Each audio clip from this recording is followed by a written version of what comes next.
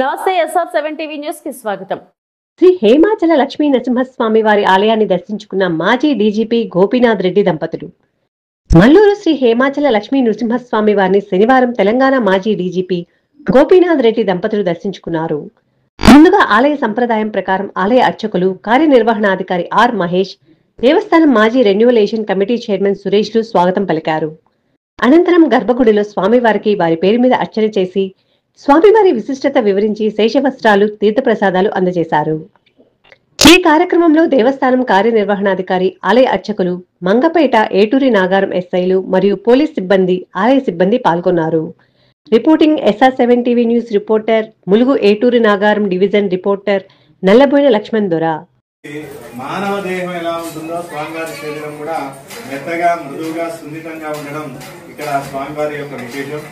ఇది శాతవాహన శకం 2వ శతాబ్దంలో దీపకర్ణి అనే మహారాజు గారికి ఆ స్వామివారి స్వప్నంలో కనిపించి, నేను ఈ ప్రదేశంలో ఉన్నా, నన్ను బహిర్గతం చేయండి అని చెప్పగా వారి సైన్యంతో వచ్చి ఈ కొండలంతా తొలుచుకుంటూ వచ్చారు. అలా తొలుచుకుంటూ వస్తున్న క్రమంలో ఆ స్వామివారి నాభిలో గుణపం పొడి తగిలింది.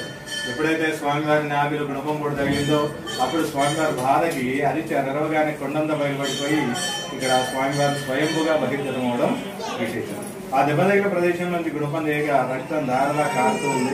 ఆ కారుతున్న సమయంలో దానికి అడ్డంగా పసుపు గంధం పెట్టారు. మనకి దెబ్బ తగలగానే మనం ఏం చేస్తాం? పసుపు పెడతాం కదా.